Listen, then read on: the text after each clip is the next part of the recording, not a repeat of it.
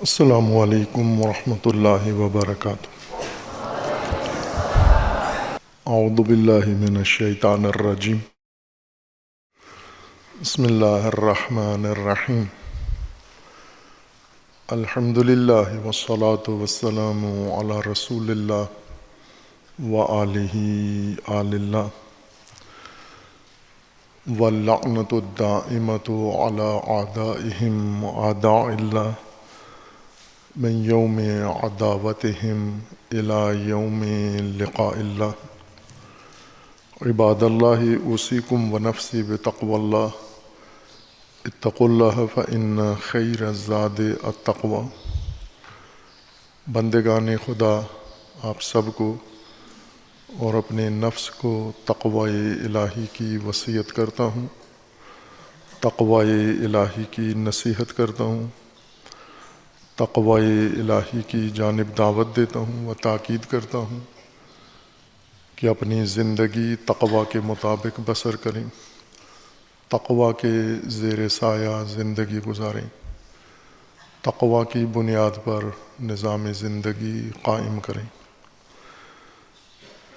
تقوی اللہ تبارک و تعالی کی جانب سے انسانی حیات کے لیے حفاظتی تدبیر ہے۔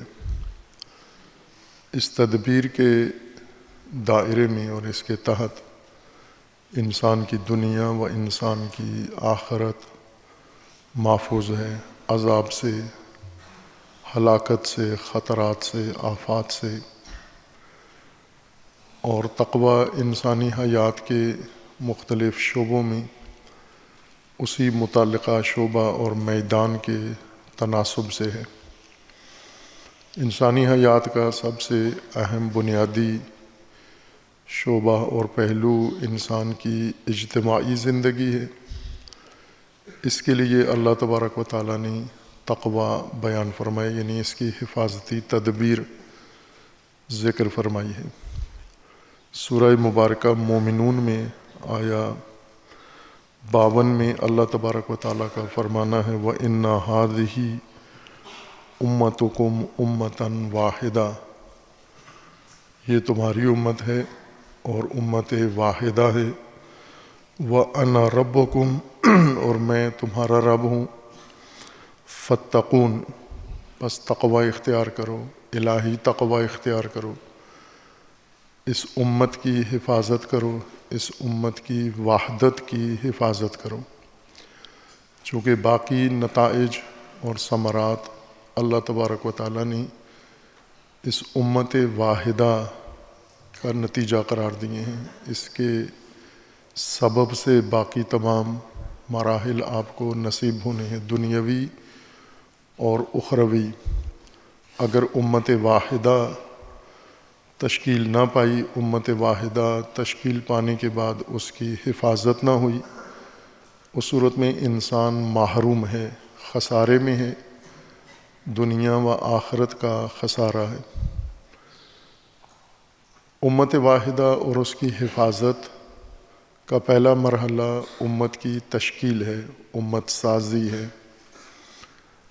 امت تشکیل دینے کے لیے اللہ تبارک و تعالیٰ نے فرمایا کہ انبیاء کرام اور کتب آسمانی کے نزول کا بنیادی مقصد تشکیل امت ہے اور وحدت امت ہے۔ دونوں ہدف باہم ایک مقصد کو پورا کرتے ہیں، امت سازی اور امت واحدہ۔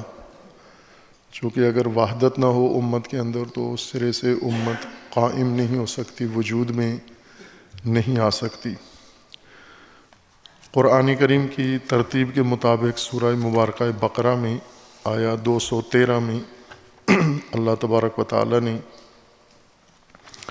انبیاء کرام علیہ السلام کی بعثت کا مقصد امت کی تشکیل قرار دیا ہے۔ سورہ مبارکہ بقرہ آیا 213 میں اللہ تبارک و تعالیٰ کا فرمانا ہے کان الناس امۃ واحدہ، لوگ امت واحدہ تھے۔ فبعث اللہ النبیین مبشرین و منذرین، تب اللہ تبارک و تعالیٰ نے انبیاء کو مبشر اور منذر بنا کر مبعوث کیا۔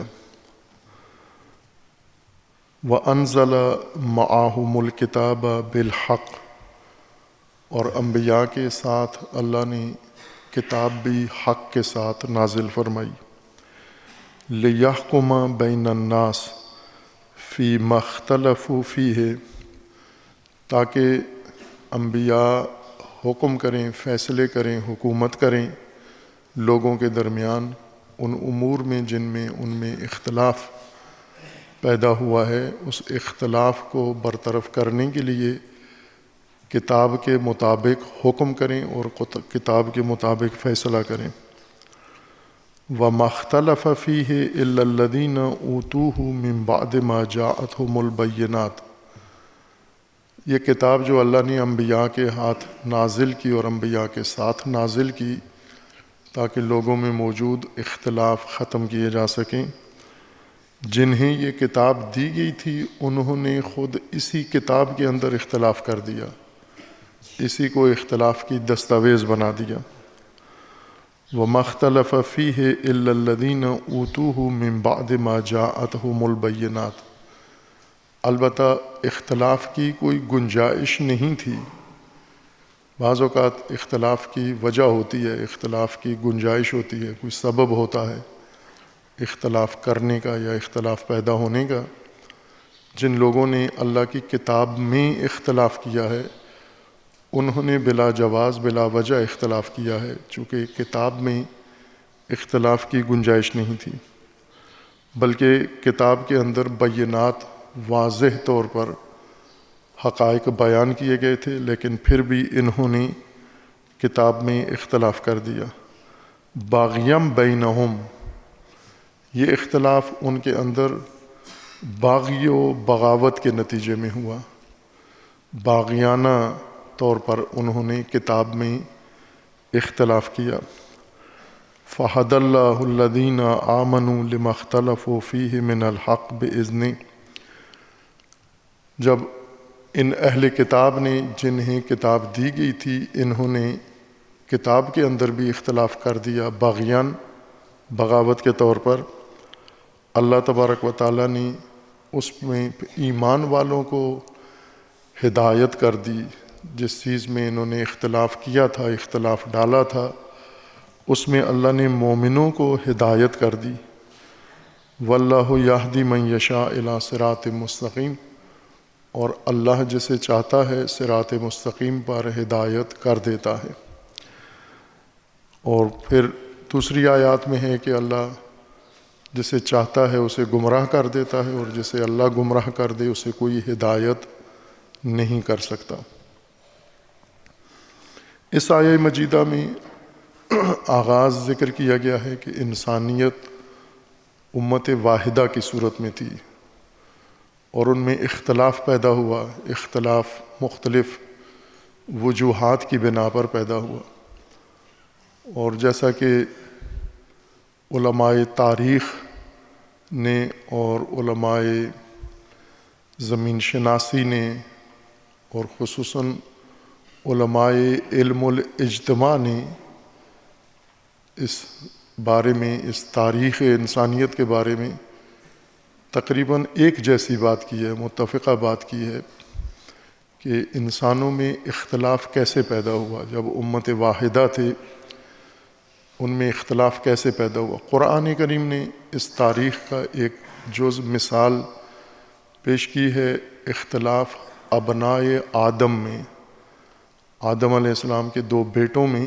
حابیل اور قابیل میں اختلاف ذکر کیا۔ اور یہ پہلے بھی اشارہ کیا ہے کہ خلقت آدم اور اولاد آدم میں دو تفسیری نظریے ہیں۔ قرآن کی تو ایک ہی بات ہے، خلقت آدم، خلافت آدم اور حبوط آدم، اور اس کے بعد آدم اور زوج آدم سے، زوجہ آدم سے نسل انسانی کا پھیلاؤ، یہ قرآن نے داستان ذکر کی ہے، لیکن اس کی تفسیر دو طرح سے ہے۔ ایک تفسیر یہ ہے کہ یہ دو فرد ہی تھے، آدم و حوا، اور جیسا مشہور ہے تفسیری واقعہ اسی طرح سے ہوا کہ پہلے ایک فرد بنا، پھر دوسرا فرد بنا، پھر ان دونوں فرد کے ملاپ سے ان کے بچے پیدا ہوئے، پھر وہ بچے آگے بڑھنا شروع ہوئے، اور پھر اس تفسیر کے مطابق ہزاروں سوال ہیں جو حل طلب اور تحقیق طلب ہیں، جن کا کوئی قانع کنندہ تسلی بخش جواب نہیں ہوتا، صرف داستان ذکر کر دیتے ہیں اور سوال اور شبہ اور اعتراض سے چشم پوشی کر لیتے ہیں۔ علمی طور پر کوئی بھی نظریہ، کوئی بھی تفسیر اس وقت مکمل ہوتی ہے جب اس کے بارے میں اٹھائے گئے سوالات کا جواب بھی مل جائے۔ جب تک سوالات حل نہیں ہوتے وہ تحقیق شمار نہیں ہوتی، بے شک اس کا بنیادی کام ہو گیا ہو، اس کے اصول بیان ہو گئے ہوں، اس کا ذکر ہو گیا ہو، لیکن چونکہ ابھی اس سے شبہات برطرف نہیں ہوئے، سوالات کا جواب نہیں ملا، اس لیے یہ نامکمل نظریہ ہوتا ہے۔ علمی دنیا میں یہ رواج ہے اور اچھا رواج ہے، علوم کے اندر، دین میں نہیں ہے، علوم میں ہے۔ دینی طبقات اس چیز سے گریز کرتے ہیں، گھبراتے ہیں، لیکن علماء، علوم کے علماء، خواہ وہ علوم طبعی علوم ہوں، طبعیات سے تعلق رکھتے ہوں، یا وہ علوم سماجیات سے تعلق رکھتے ہوں، دونوں میں ایک جیسی روش رائج ہے، اور وہ یہ کہ جو بھی آپ تحقیق کرتے ہیں، نظریہ بناتے ہیں، تفسیر کرتے ہیں کسی علمی چیز کی، تو اس کو تنقید کے مرحلے سے گزارنا ضروری ہوتا ہے۔ علم کا یا علمی عمل کا، تحقیقی عمل کا بنیادی حصہ ایک یہ ہے کہ اس کو تنقید کے مرحلے سے گزاریں آپ، اور یہ کام صنعت میں بھی ایسے ہوتا ہے۔ صنعت میں بھی جو چیز بنائی جاتی ہے اس کو پھر دوبارہ اس کا جائزہ لیا جاتا ہے، کوالٹی چیک ہوتا ہے اس کا۔ جو چیز صنعتی دنیا میں بنائی جاتی ہے اس کو پھر تنقید کے مرحلے سے گزارتے ہیں، یعنی کوالٹی چیک کرتے ہیں اس کا کہ یہ صحیح بنی ہے یا نہیں بنی ہے، اور وہ ماہرین الگ ہوتے ہیں، بنانے والے ماہرین الگ ہیں۔ بنانے والے تشخیص نہیں دے سکتے کہ یہ شے بنی صحیح بنی ہے یا نہیں بنی، وہ جو کوالٹی انسپیکٹر ہوتے ہیں انہیں پتہ ہوتا ہے کہ یہ صحیح بنی ہے یا نہیں ہے، وہ اس کو آزماتے ہیں، ٹیسٹ لیتے ہیں، مختلف پہلوؤں سے اس کا جائزہ لیتے ہیں، اس کی ترکیب کا، پھر اس کے بعد اس کو تائید و تصدیق کرتے ہیں یا تردید کر دیتے ہیں کہ یہ چیز صحیح نہیں بنی ہے، اسے ریجیکٹ کر دیتے ہیں۔ اسی وجہ سے صنعت میں ترقی ہے، اسی وجہ سے صنعتی پیداوار میں ترقی ہے اور پائیداری اور اعتماد ہے، اس تنقید کی وجہ سے۔ اگر کوالٹی چیک نہ ہو تو ناقص چیزیں بنا کر بازار میں ڈال دی جائیں گی اور الٹا فائدے کے نقصان پہنچائیں گی وہ چیزیں۔ علوم میں بھی یہی عمل ہے کہ جب بھی کوئی علمی نظریہ، علمی تحقیق سامنے آتی ہے تو اس کو یہ دیکھا جاتا ہے کہ تنقید کے مرحلے سے گزری ہے، یعنی تنقید کا مطلب یعنی اس کا جائزہ لیا جاتا ہے کہ یہ اصولوں کے مطابق ہے، ضوابط کے مطابق ہے، قواعد کے مطابق ہے، اور اس کے اندر تمام علمی اسالیب، تمام علمی معیارات ملحوظ رکھے گئے ہیں، نہیں رکھے گئے ہیں۔ اگر وہ ساری چیزیں اس میں ملحوظ ہو تو ناقدین، منتقدین اس کی تائید کر دیتے ہیں کہ یہ ضوابط کے مطابق ہے۔ اگر ضوابط کے مطابق نہ ہو تو ناقدین و منتقدین اس کو رد کر دیتے ہیں کہ اس کے اندر یہ معیارات ملحوظ نہیں رکھے گئے۔ لیکن دین مذہب میں یہ کام نہیں ہوتا، اس کو بلکہ توہین سمجھا جاتا ہے، اس کو ایک طرح سے انکار و کفر سمجھا جاتا ہے کہ اگر کسی نے کوئی دینی بات کی ہے، دینی تفسیر کی ہے، دینی نظریہ دیا ہے تو اس کو کوئی تنقیدی جائزہ نہ لے۔ تنقیدی جائزہ لے گا اگر اس کے خلاف کفر و تکفیر کا فتویٰ آ جائے گا، اس کے خلاف شدت آ جائے گی، اور اس کا سر تن سے جدا، اس کا ایک ہی حل ہے کہ اس کا سر تن سے جدا کرو، چونکہ اس نے ہماری رائے کی مخالفت کی ہے۔ مذہبی طبقہ متشدد طبقہ ہوتا ہے زیادہ تر عموماً،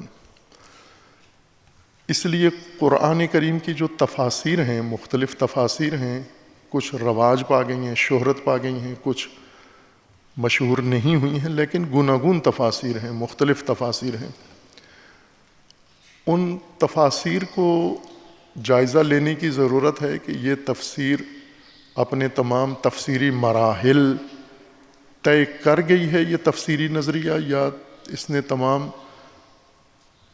تفسیری مراحل طے نہیں کیے۔ جیسے سائنس میں 2-3 چیزیں رواج پا چکی ہیں، اگر باقی دنیا میں نہ بھی ہوں، پاکستان میں وہ سائنس بن چکی ہے، سائنس کا نظریہ بن چکا ہے، اور ہمارے سلیبس میں، نصاب میں بچوں کو پڑھایا جاتا ہے، اور ہمارے ٹیچروں کا اور بچوں کا اعتقاد ہے، پختہ اعتقاد ہے ان چیزوں کے اوپر۔ ایک ڈارون کی تھیوری ہے کہ یہ سائنس کا نظریہ کے طور پر پڑھائی جاتی ہے کہ انسان بندر سے پیدا ہوا ہے، بندر کی ترقی یافتہ شکل ہے، یہ سائنس کی مسلم تھیوری سمجھی جاتی ہے۔ یہ غلط ہے، یہ تھیوری اپنے تنقیدی مراحل سے نہیں گزری، رکی ہوئی ہے اس کے پیچھے، بلکہ رد ہو چکی ہے۔ اسی طرح ایک نظریہ جو مسلم ہے، حقائق مسلم میں سے اور میڈیا کے اصول دین میں سے ہے، وہ ہے بگ بینگ، یعنی کائنات کی تخلیق کا نظریہ۔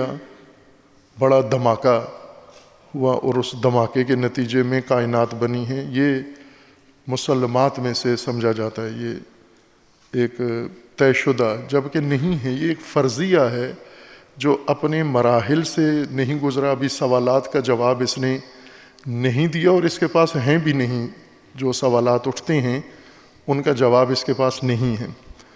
تو کوئی چیز بھی علمی ہو، اگر مذہبی ہو یا غیر مذہبی، علمی ہے تو اس کو اپنے اوپر اٹھنے والے سوالات کا جواب دینا ہوگا، اور جتنے بھی اس کے بارے میں شبہات شکوک ہیں ان سب کو اس نے حل کرنا ہوگا، ان کا علمی جواب دینا ہوگا، پھر وہ مکمل ہوتی ہے وہ تفسیر۔ لیکن جیسا عرض کیا کہ مذہبیات میں یہ رواج نہیں ہے، قرآن کی تفاسیر ہیں، اس تفسیر پر کتنے سوال اٹھتے ہیں، ان سوالوں کا جواب دینا صاحب تفسیر یا مفسر اپنی ذمہ داری نہیں سمجھتا۔ اس کا صرف یہ کہنا ہوتا ہے کہ چونکہ میں نے یہ تفسیر کر دی، اب آپ کا کام بلا چوں چرا اس کو ماننا ہے، اس پر سوال اٹھانا، اس پہ شک کرنا، اس کے بارے میں کوئی اور پہلو اٹھانا، یہ ایمان کی کمزوری ہے، یہ دین کی کمزوری ہے۔ جب ہم نے ایک تفسیر کر دی ہے تو آپ کو چپ کر کے خاموشی سے اس کو مان لینا چاہیے۔ جبکہ قرآن ایسے نہیں کہتا، قرآن مذمت کرتا ہے گنگے، بہرے، اندھے، سمن، بکمن، امیون، جو دیکھتے نہیں ہیں، بصیرت نہیں رکھتے، عقل نہیں رکھتے، غور نہیں کرتے، فکر نہیں کرتے، سوال نہیں اٹھاتے، دلیل نہیں مانگتے، ایسے اندھے، بہرے، گنگے قرآن پسند نہیں کرتا۔ انہیں شر الدواب کہتا ہے، یہ زمین پہ رینگنے والے سب سے برے جانور ہیں۔ سب سے اچھے جانور وہ ہیں جن میں عقل نہیں ہے، اور وہ عقل سے کام بھی نہیں لیتے چونکہ ہے نہیں ہے ان کے اندر، اور سب سے برے جانور وہ ہیں جن میں عقل ہے لیکن عقل سے کام نہیں لیتے۔ لا یفقہون بہا، قلوب ہیں، صدور ہیں، فؤاد ہیں، لیکن اسے سوچتے نہیں ہیں، سمجھتے نہیں ہیں۔ اب اسی طرح ایک شے پختہ ہوتی ہے کہ جب اس کے علمی مراحل پورے کیے جائیں۔ جو بھی تفسیر جس موضوع کی، زمین و آسمان کیا ہیں، مثلا سماوات، سبع سماوات کیا ہیں، اب یہ تفسیر ہے، کئی تفاسیر ہیں اس کی سبع سماوات کی۔ سبع سماوات کی پرانی جو خرافاتی تفسیر ہے 7 آسمان کی، وہ یہ ہے کہ زمین مرکز ہے اور پیاز کے چھلکے کی طرح اس کے ارد گرد 7 آسمان ہیں۔ جیسے پیاز کے اندر گٹھلی ہے، اس کے اوپر ایک چھلکا ہے، اس کے اوپر ایک دوسرا چھلکا ہے، اس کے اوپر تیسرا ہے، 7 چھلکے ہیں۔ اسی طرح زمین و آسمان بھی 7 افلاک یا 9 افلاک کے اندر لپٹی ہوئی ہے۔ وہ افلاک نظر نہیں آتے، شفاف ہیں شیشے کی طرح، اور ان سے نظر انسان کی گزر جاتی ہے۔ یہ نظریہ خرافاتی پرانا زمین کی مرکزیت کا نظریہ ابھی تک کتابوں میں، تذکروں میں، مذہبی امور میں اسی کا ذکر ہوتا ہے کہ زمین کے 9 فلک یا 7 آسمان یہ ہیں. یہ ایک تفسیر ہے. خوب اس پر سوال ہیں، ان سوالات کو جواب دو، حل کرو، پھر زمین کے 7 آسمان کا، زمین اور 7 آسمان کا نظریہ مکمل ہوگا. اسی طرح باقی جو کائنات کی تخلیق کے بارے میں اللہ تبارک و تعالیٰ نے قرآن میں آیات ذکر کی ہیں، ان کی تفسیر کی گئی ہے. اس تفسیر کے بارے میں سوال ہیں، وہ سوال نظر انداز کیے گئے ہیں اور اس کو مکمل دینی نظریہ بنا دیا گیا ہے. انہی میں سے ایک تخلیق خلقت آدم کی بات ہے کہ آدم علیہ السلام کی خلقت میں تفسیر یہ ہے، ایک تفسیر یہ ہے کہ یہ ایک فرد کو اللہ نے خلق کیا، پھر دوسرا فرد خلق ہوا. اب اسی میں سوال ہیں بہت سارے کہ یہ پہلا فرد کیسے خلق ہوا، دوسرا کیسے خلق ہوا. دوسرا فرد کے بارے میں قرآن نے تو نہیں کہا کہ اس کو کیسے خلق کیا، لیکن علماء نے کہہ دیا کہ اس کو پہلے فرد کی پسلی سے خلق کیا. وہ پہلے فرد کی پسلی سے خلق ہونے کے بارے میں کئی سوال پیدا ہوتے ہیں، خلقت کے علمی سوال پیدا ہوتے ہیں کہ پسلی سے کیسے پیدا ہوا. یہ ایک فرد ہے، آدم ہیں، ان کی پسلی سے ان کی زوجہ پیدا ہوئی اور یہ آپس میں زوج و زوجہ میاں بیوی بن گئے پھر یہ آپس میں. اسی طرح پھر اور بہت سارے سوالات اٹھتے ہیں جن کو نظر انداز کر کے صرف اصل تفسیر کو مسلم قرار دے کر آگے بڑھ جاتے ہیں. آنے والے غور و فکر کیے، چونکہ آنے والے مقلدین پیدا ہوتے ہیں. تقلید کا مطلب ہوتا ہے بلا دلیل، بلا فکر، بلا سمجھے، صرف اس وجہ سے کسی چیز کو مان لینا کہ دوسرے نے یہ کیا ہے، کسی بڑے نے یہ کہا ہے، صرف اس وجہ سے کسی بات کو مان لینا، سمجھے بغیر، سوچے بغیر، تعلیم حاصل کیے بغیر، دلیل ثبوت مانگے بغیر، تصدیق کیے بغیر اس کے ہونے نہ ہونے کی. مثلا آپ کسی نے کہا ہے کہ باہر حلوہ پکا ہوا ہے، جیسا وہ معروف مثال ہے کہ باہر حلوہ پکا ہوا ہے، تو لوگ سوچے سمجھے بغیر اٹھ کے دوڑ پڑے حلوہ لینے کے لیے. وہ جھوٹ تھا جس نے یہ خبر پھیلائی. جب سارے لوگ دوڑنا شروع ہوئے تو وہ خود بھی دوڑ پڑا پیچھے کہ جب اتنے زیادہ لوگ جا رہے ہیں تو کہیں بٹ ہی نہ رہا ہو حلوہ، جبکہ خبر اس نے خود پھیلائی تھی، جھوٹ. یہ تقلید ہے. اس طرح سے اٹھ کے دیکھا دیکھی کوئی کام کرنا تقلید ہے. یہ جو دینی شرعی تقلید جو استعمال ہوئے لفظ، بارہا میں نے توجہ دلائی ہے کہ کاش اس کا نام تقلید نہ رکھتے، اس کا نام تعلیم رکھتے، یا اس کا نام کوئی قرآنی اصطلاحات میں سے کوئی نام رکھتے. تقلید قرآنی اصطلاح نہیں ہے، اتباع ہے، اطاعت ہے، تعلیم ہے، تربیت ہے، تعلم ہے، جو انبیاء کرام اور امتوں کا آپس میں رابطہ رہا ہے، معلم اور امت کا. لیکن اس کا نام تقلید رکھا ہے. تقلید یعنی بہڑ چال. تقلید کو کہتے ہیں دیکھا دیکھی کوئی کام کرنا. وہ کر رہا ہے میں بھی ایسے ہی کام کروں. مثلا ابھی کوئی کھڑا ہوا ہے مسجد میں یا پیچھے جا بیٹھا ہے صفوں سے باہر، تو وہ بھی اس کے ساتھ ہی جا بیٹھا ہے. کیوں بیٹھا ہے؟ چونکہ وہ بیٹھا ہوا ہے اس کے ساتھ، وہ بھی وہاں جا کے اس کے ساتھ بیٹھ گیا. یہ تقلید ہے، یہ بھیڑ چال ہے. ایک بھیڑ نے یہ کام کیا ہے، دوسری بھیڑ اس کے ساتھ جا کے بیٹھ گئی ہے. اور اسی کو مولا رومی نے صحیح اس کی ترجمانی کی ہے کہ مردمان را تقلید شان برباد داد، ای دو صد لعنت بر این تقلید باد. مولا رومی کے بقول کے لوگوں کو بھیڑ چال نے تباہ کر دیا ہے. 200 لعنتیں ہوں اس بھیڑ چال پر کہ جس نے لوگوں کو تباہ کر دیا ہے، برباد کر دیا ہے، تعلیم سے، تربیت سے، فہم سے، عقل سے دور کر دیا. دیکھا دیکھی جو کام کیے جاتے ہیں یہ تقلید ہے. علماء کے فتاویٰ پر عمل کرنا یہ تقلید نہیں ہے، یہ تعلیم ہے. جس طرح ڈاکٹر کے تشخیص پر عمل کرتے ہیں آپ، تو یہ تقلید تو نہیں ہے کہ آپ ڈاکٹر کی تقلید کر رہے ہیں. تقلید کا مطلب یہ ہے کہ ڈاکٹر نے وہ پنجابی کے بقول ٹوٹی گلے میں ڈالی ہوئی ہے تو مریض بھی ٹوٹی گلے میں ڈال لے، یہ تقلید ہے. ڈاکٹر نے سفید کوٹ پہنا ہوا ہے، مریض بھی سفید کوٹ پہن لے، یہ تقلید ہے. اور ڈاکٹر نے جو کام کیا ہوا ہے مریض بھی وہی کام کرے، یہ تقلید ہے. لیکن اگر ڈاکٹر اس کو تشخیص دیتا ہے کہ تجھے یہ بیماری ہے، یہ دوا تو نے کھانی ہے، تو یہ تقلید نہیں ہے، یہ اس کے لیے تعلیم ہے، یہ اسے رہنمائی ہے، یہ اور باپ بن جاتا ہے۔ ڈاکٹر جو ہدایت کرتا ہے، رہنمائی کرتا ہے، ارشاد ہے، یہ ڈاکٹر کی طرف سے رہنمائی ہے۔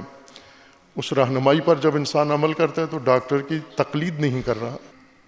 تقلید یہ ہے کہ ڈاکٹر جیسا حلیہ بنا لیں، ڈاکٹر جیسا لہجہ بنا لیں، ڈاکٹر جیسے جوتے پہن لیں، آپ وہی اداکاری شروع کر دیں ڈاکٹر والی۔ چونکہ مذہبی زیادہ مقلدین ہوتے ہیں، یعنی اندھا دھند بات مانتے ہیں، سوال کی طرف توجہ نہیں کرتے، سوال اٹھاتے نہیں ہیں، سوال کا قانے کنندہ جواب نہیں لیتے، اس لیے آنکھیں بند کر کے چلتے رہتے ہیں، جہاں پہلی بھیڑ گرتی ہے وہیں سارے جا کے گر جاتے ہیں۔ جتنی بھی قرآنی تفاسیر ہیں، قرآنی آیات نہیں، قرآنی تفاسیر، آیات کی تفسیر، اس میں ایک سے زیادہ تفاسیر ہیں، تو ہر تفسیر کے بارے میں سوال ہیں کہ اگر یہ معنی ہے تو پھر آپ یہ جواب دیں، یہ کس طرح سے ہوا، وہاں سے چپ کر کے گزر نہ جائیں۔ آدم علیہ السلام کے بارے میں یہ نظریہ ہے کہ یہ ایک فرد تھے، ایک فرد واحد اللہ نے بنایا ہے، پھر اس فرد واحد کو سجدہ کروایا، وہ سارے مراحل، پھر اس کی زوجہ بنائی، اور پھر ان دونوں کو جنت میں رکھا، پھر جنت میں وہ بہک گئے، وہاں سے انہیں اتار دیا، حبوط زمین پہ کرا دیا۔ یہ ایک تفسیر ہے۔ ایک تفسیر یہ ہے کہ یہ ماجرا ایسے نہیں تھا، یہ تمثیل ہے، آدم اور زوج آدم انسانیت کی تمثیل ہے، مثال ہے۔ اصل قصہ انسانیت کا ہے، آدمیت کا ہے، نوع کا قصہ ہے، نوع انسان، نوع آدمیت کو اللہ نے خلق کیا ہے، بنایا ہے، اور نوع آدمیت کی بات ہو رہی ہے، نہ فرد کی، اور ایک فرد تمثیل کے طور پر ذکر کیا گیا ہے، اور اس کے ساتھ جو مراحل پیش آئے ہیں یہ سب تمثیل ہے۔ یہ ایک اور تفسیر ہے، یہ اس پر بھی سوالات ہیں، اس کے بارے میں بھی بہت سارے شبہات ہیں جو اس تفسیر کو بھی جواب دینے چاہیے، حل کرنے چاہیے، اور کیے ہیں۔ بعض لوگوں نے جو تفسیر کی ہے، بعض شبہات کا جواب دیا ہے، بعضوں کو نظر انداز کیا ہے۔ اگر آدم و حوا دو فرد تھے اور ان کی اولاد چلی ہے، اور آگے حابیل و قابیل پیدا ہوئے ہیں، اور ان میں پہلا اختلاف وہاں پیدا ہوا ہے۔ تاریخ قرآن کے مطابق کان الناس امۃ واحدہ فاختلفوا، انسان امت واحدہ تھے، اس امت واحدہ میں اختلاف پیدا ہوا۔ قرآن نے وہ اختلاف جو نشاندہی کی ہے، پہلا اختلاف وہ اولاد آدم، ابنائے آدم میں حابیل و قابیل میں ہے۔ یہ بھی اسی طرح حابیل و قابیل دو فرد تھے، دو بیٹے تھے، بعض کے بقول جڑواں بیٹے تھے، اور ان میں آپس میں دو بھائیوں میں اختلاف ہوا۔ تمثیلی تفسیر کے مطابق کہ قصہ آدم تمثیل ہے نوع انسان کے ذکر کے لیے، اس کے مطابق حابیل و قابیل دو طبقات ہیں، انسانی طبقات ہیں، سماجی طبقات ہیں دو، حابیل و قابیل۔ یہ دو طبقات جن کے درمیان آپس میں اختلاف پیدا ہوا، حابیل ایک طبقے کا نام ہے، قابیل دوسرے طبقے کا نام ہے، یا حابیل ایک طبقے کا نمائندہ ہے، قابیل دوسرے طبقے کا نمائندہ ہے، اور ان میں آپس میں اختلاف ہوا۔ قرآن نے اختلاف یہ ذکر کیا ہے کہ اللہ تبارک و تعالیٰ نے انہیں حکم دیا کہ قربانی کرو، اور دونوں نے قربانی کی، ایک کی قربانی قبول ہو گئی، دوسرے کی قبول نہیں ہوئی۔ جس کی قربانی قبول نہیں ہوئی اس کو حسد پیدا ہوا، عداوت پیدا ہوئی، دشمنی پیدا ہوئی اس بھائی کے ساتھ جس کی قربانی قبول ہو گئی تھی، اور اس نے اسے کہا کہ میں تجھے قتل کر دوں گا۔ قابیل نے دھمکی دی، حابیل نے جواب دیا کہ اگر تو مجھے مارے گا، میری طرف ہاتھ بڑھائے گا، تجاوز کرے گا، تو میں نہیں کروں گا یہ کام، چونکہ تو میرا بھائی ہے، تو اگر مجھ پہ حملہ ور ہوتا ہے تو میں جوابی انتقامی کارروائی تیرے خلاف نہیں کروں گا۔ یہ حابیل کا موقف تھا جو قتل ہوا۔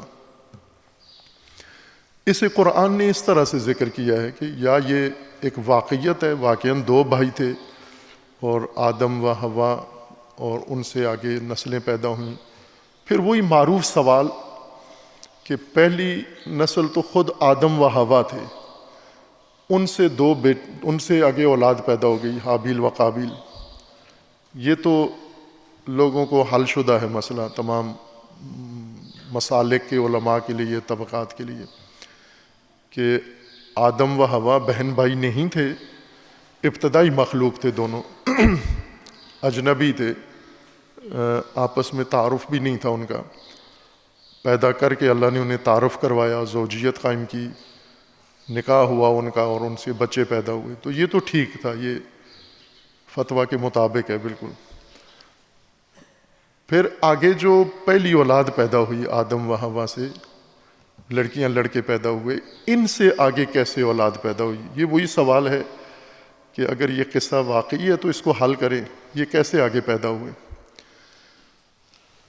کہ آیا ان بہن بھائیوں کی آپس میں شادیاں ہوئیں، ان سے آگے پھر اولاد پیدا ہوئی، تیسری نسل کیسے پیدا ہوئی؟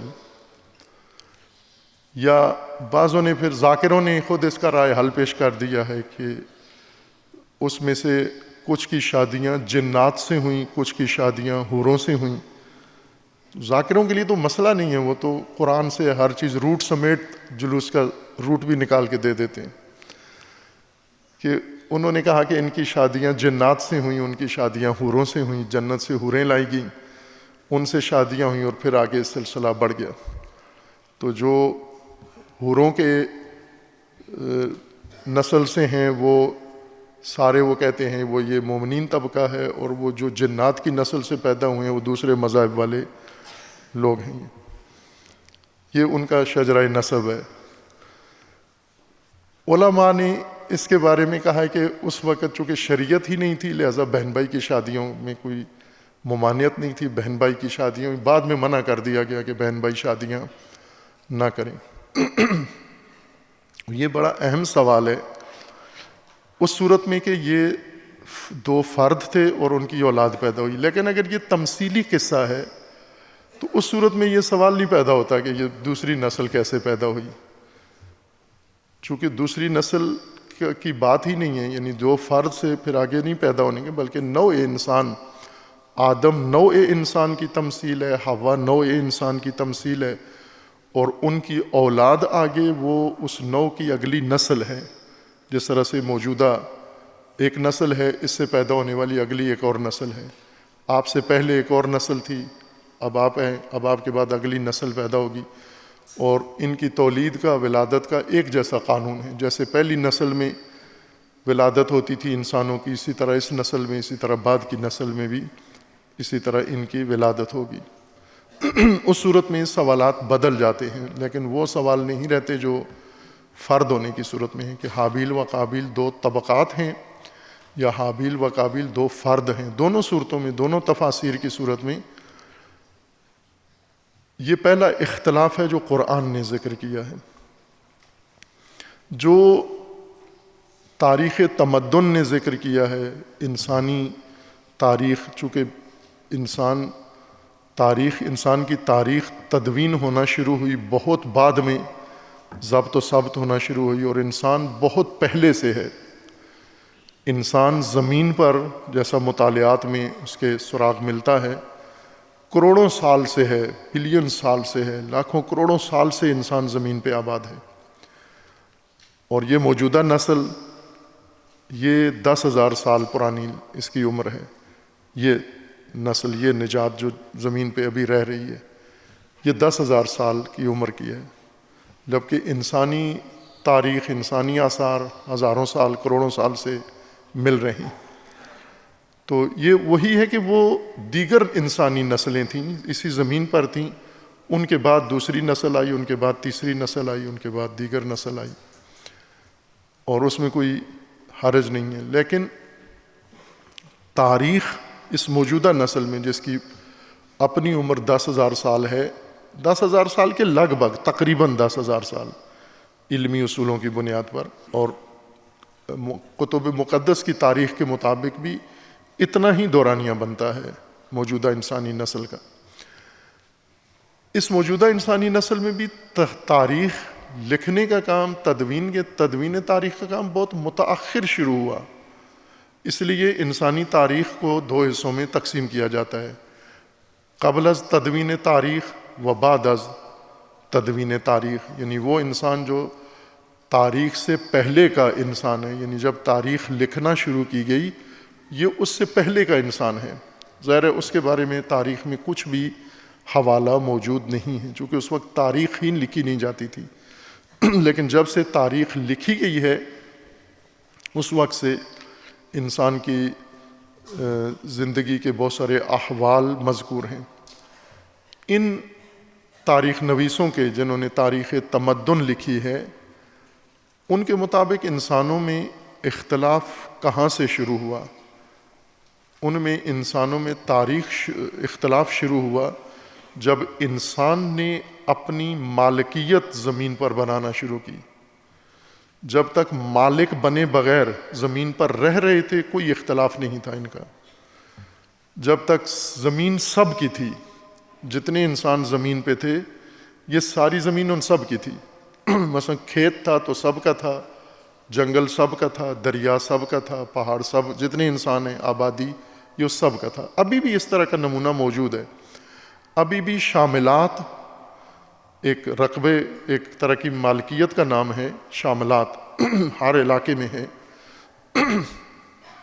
شاملات اس زمین کو کہتے ہیں جو پوری آبادی، پورے گاؤں کی ملکیت ہے، کسی خاص خاندان یا فرد کی مالکیت نہیں ہے۔ اور اگرچہ اس شاملات پر ابھی قبضے کر لیے ہیں طاقتور لوگوں نے، چودھریوں نے، بڑوں نے، جس کے پاس بندوق تھی، ڈنڈا تھا، اسلحہ تھا یا سیاسی اختیار تھا تو اس نے شاملات پہ قبضہ کر لیا ہے۔ لیکن شاملات کا مطلب یہ ہوتا ہے کہ سب کی مشترکہ زمین، سب اس میں آ جا سکتے ہیں۔ جیسے قبرستان عموماً پرانے بنے ہوئے شاملات پہ بنے ہوئے ہیں، یا جو عمومی جگہ جہاں سارا گاؤں سے استفادہ کرتا ہے جس زمین سے وہ شاملات ہے۔ وہ پہلے یہی تھا دستور، یعنی انسان آغاز میں زمین پہ جب انسانی آبادی تھی تو ساری زمین شاملات تھی، ساری زمین سارے انسانوں کی تھی۔ زمین پہ جو بھی چیز اگ رہی تھی وہ سب سے اس کا تعلق تھا، اور کوئی بھی ذخیرہ نہیں کرتا تھا۔ مثلا پھل اگر لگا ہوا ہے تو اپنی ضرورت کا پھل ہر آدمی اتار لیتا تھا، لیکن پھل اتار کے گھر میں جا کے ذخیرہ نہیں کرتا تھا۔ روزانہ کی بنیاد پر جو ضرورتیں تھیں وہ شاملات سے پوری کر رہے تھے۔ لیکن پھر آہستہ آہستہ ایسے طبقات پیدا ہوئے جنہوں نے شاملات پہ قبضے کرنا شروع کیے، مالکیت، اپنی خصوصی مالکیت، انفرادی مالکیت، ذاتی اور شخصی مالکیت بنانا شروع کی زمین پر۔ یہاں سے اختلاف پیدا ہوا جب انہوں نے زمین، مشترکہ زمین کو مالکیت میں تبدیل کرنا شروع کیا۔ اس وقت جھگڑے شروع ہوئے، اس وقت مخالفتیں شروع ہوئیں، اس وقت تنازع شروع ہوا، تفرقے پیدا ہوئے، اور پھر مالکین جو بنے مالکین انہوں نے دوسروں کو جو محروم تھے سرکوب کرنے کے لیے لشکر بنائے، فوجیں بنائیں، تاکہ یہ جو جن کی زمینیں ہم نے قبضہ کر لی ہیں یہ آواز نہ اٹھا سکیں، یہ بول نہ سکیں۔ جو محروم رہ گئے اس قبضے سے اور مالکیت کے عمل سے، انہوں نے مالکیت حاصل کرنے کے لیے اپنے لشکر بنانا شروع کیے، گروہ بنانا شروع کیے، قبیلے بنانا شروع کیے، تاکہ مالکین سے جو قبضہ ہے، جن کا قابضین ہیں، ان سے اپنا حصہ الگ کریں یا خود ان کے مقابلے میں مالک بنیں۔ اصل بنیادی چیز یہاں سے شروع ہوئی، اور اس کی تائید قرآن بھی کرتا ہے کہ انسان کے اندر فتنہ سارا اس مالکیت سے ہے۔ اور قرآن جو زمین کے بارے میں اور انسان کے بارے میں نظریہ بیان کرتا ہے وہ یہ کہ زمین اللہ کی ہے، اس کا مالک انسان نہیں ہے، زمین کے کسی حصے کا انسان مالک نہیں ہے، اور زمین میں موجود کسی چیز کا بھی انسان مالک نہیں ہے، اللہ مالک ہے اس کا۔ لیکن اس مالک نے اس انسان کو اختیار دیا ہے زمین سے استفادے کا، زمین کو آباد کرنے کا، زمین سے فصل اگانے کا، زمین سے نتیجہ لینے کا۔ اس کے لیے ضابطہ بھی بنا دیا ہے کہ یہ جو زمین پہ مختلف لوگ آئیں گے یہ اس زمین سے کیسے ضابطے کے تحت، قانون کے تحت فائدہ اٹھائیں گے، الہی ضابطے کے تحت۔ لیکن الہی ضابطہ اٹھا کے سائیڈ پہ رکھ دیا گیا ہے، اور وہی مالکیت کا عمل پسند آیا ساری نسلوں کو، اور مسلمان کو، غیر مسلمان کو، شیعہ سنی کو۔ زمین پہ سب سے پسندیدہ چیز مالکیت ہے، کہ زیادہ سے زیادہ حصے کے ہم مالک بنیں، زیادہ سے زیادہ حصے کے ہمارے اختیار میں آئے، ہمارے کنٹرول میں آئے، دوسروں کا حصہ بھی ہمارے پاس آ جائے، ہمارا حصہ بھی ہمارے پاس آ جائے، اگلی نسلوں کا حصہ بھی ہمارے پاس آ جائے، بھائیوں کا حصہ بھی میرے پاس آ جائے۔ مالکیت کی وجہ سے یہ زمین پہ دنگا اور فساد شروع ہوا، اور پھر یہ بڑھتا گیا یہ فساد۔ ظاہر ہے جب مالکیت کی وجہ سے یہ انسان جو امت واحدہ تھے یہ ٹوٹے، تو پھر یہ تفرقہ ان کا پھیلتا گیا۔ اس تفرقے کو حل کرنے کے لیے اللہ تبارک و تعالیٰ نے انبیاء مبعوث کیے، اور ان کو کتاب دی، دستور دیا، منشور دیا، قانون دیا کہ جن میں اختلاف پیدا ہوا ہے، جن امور میں اس اختلاف کو حل کریں، ان بنیادوں پر، ان معیاروں پر۔ اب یہاں سے دینی طبقہ پیدا ہوتا ہے۔ جب انبیاء آئے ہیں، انبیاء نے آ کے الہی کتابیں پیش کی ہیں، تعلیم دی ہے، تو دینی طبقہ پیدا ہوا۔ دینی طبقے کو اصولی طور پر انبیاء کی طرز پر اختلافات کو ختم کرنا چاہیے تھا، اور امت کی وحدت کو قائم رکھنا چاہیے تھا۔ لیکن قرآن فرماتا ہے کہ یہ دینی طبقہ الذین اوتوہ، جن کو یہ کتاب دی گئی، انہوں نے بجائے اس کے کہ اس کے ذریعے سے اختلاف ختم کریں، جن میں اختلاف پیدا ہو چکا ہے، کتاب کے ذریعے اختلاف ختم کریں، دینی طبقے نے وہ اختلاف تو حل نہیں کیا جو مالکیت کی وجہ سے یا جس وجہ سے بھی پیدا ہوا تھا۔ انہوں نے الٹا کتاب میں اختلاف شروع کر دیا، خود کتاب کو منبع اور موضوع اختلاف بنا دیا، جبکہ کتاب میں اختلاف کی کوئی گنجائش نہیں تھی۔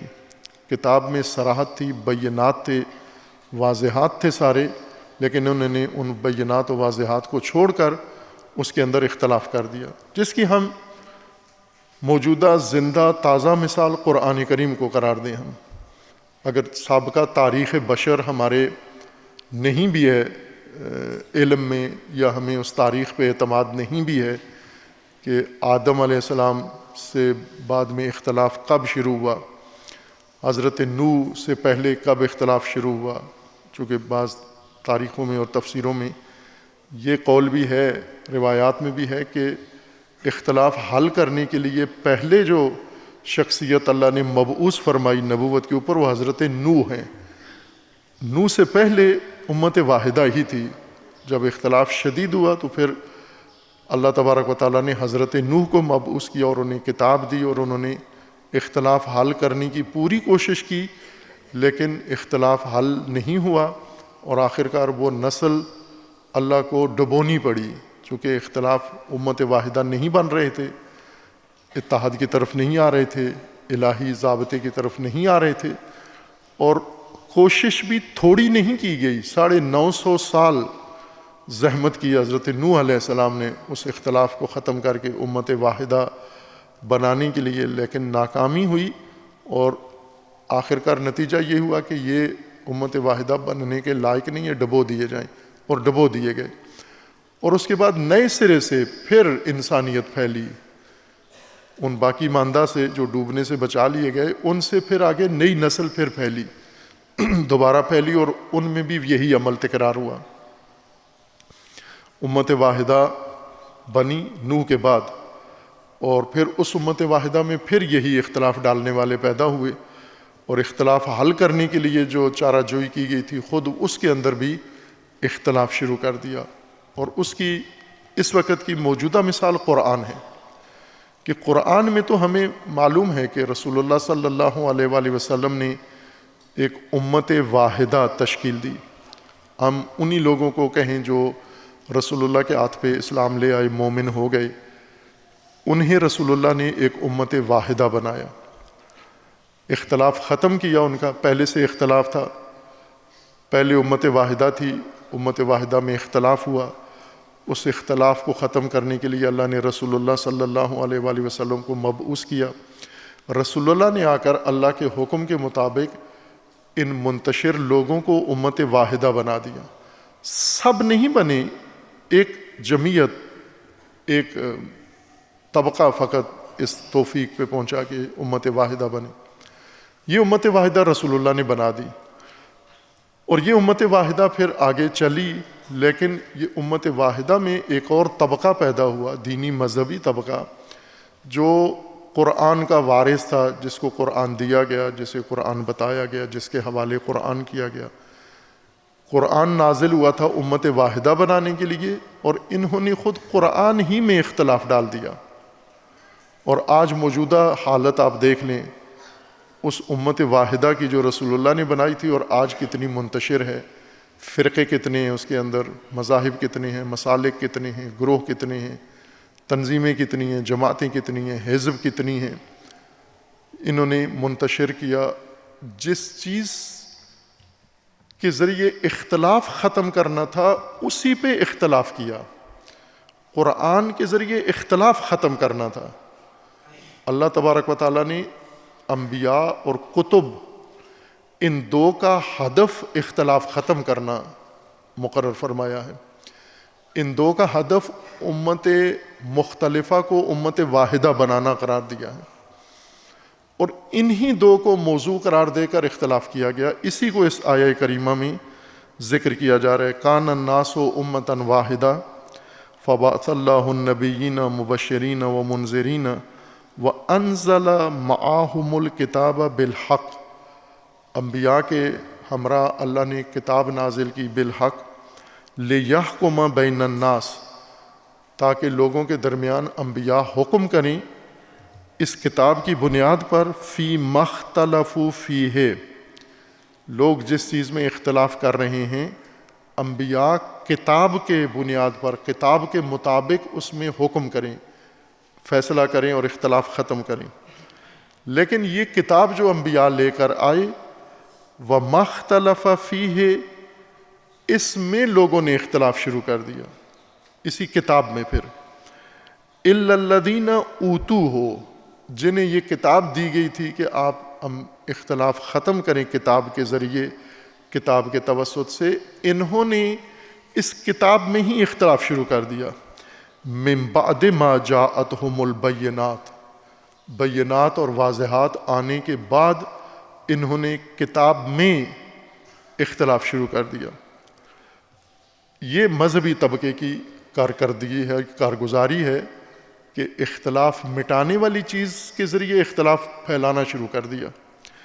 کیوں کیا؟ وہ بیماری قرآن نے پکڑی ہے، نشاندہی کی ہے، بنی اسرائیل کی باس میں بھی اور یہاں پر بھی، اور امت مسلمہ میں بھی وہی باس ہے، اور وہ ہے باغین بینہم، آپس کے بغی کے نتیجے میں انہوں نے یہ کام کیا ہے.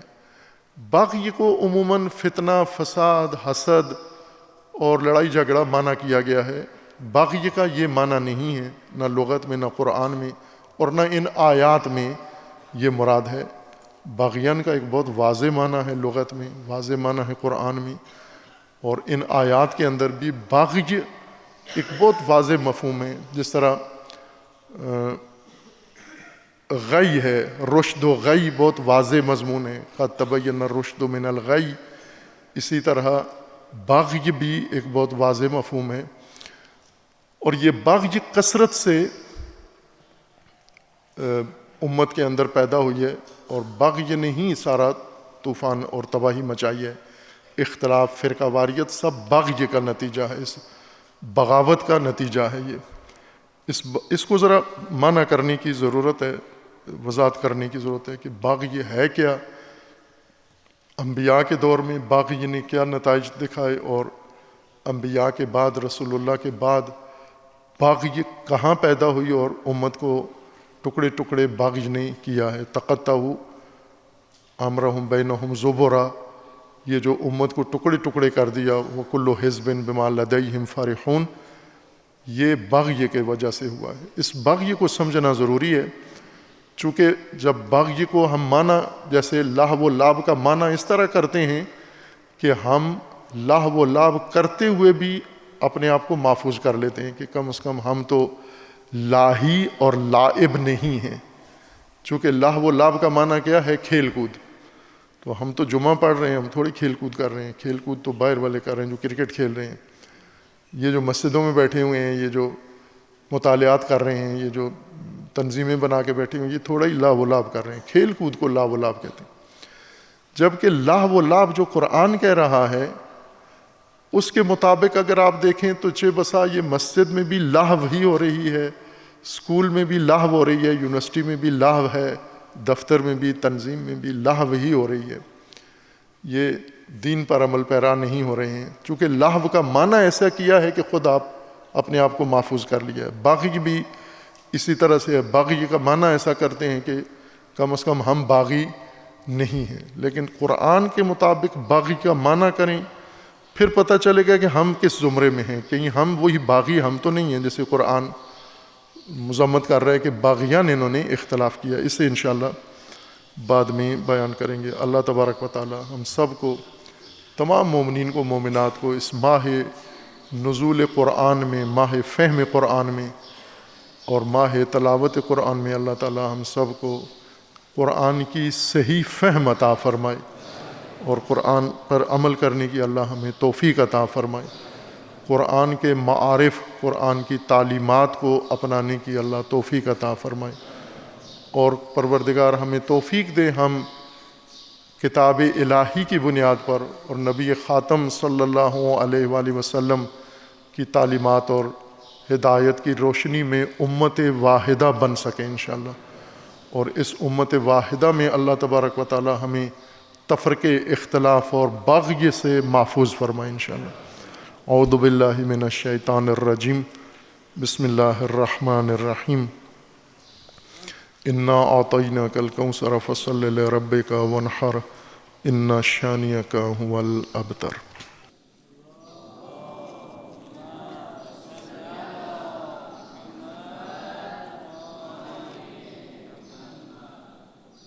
اعوذ باللہ من الشیطان الرجیم. بسم اللہ الرحمن الرحیم.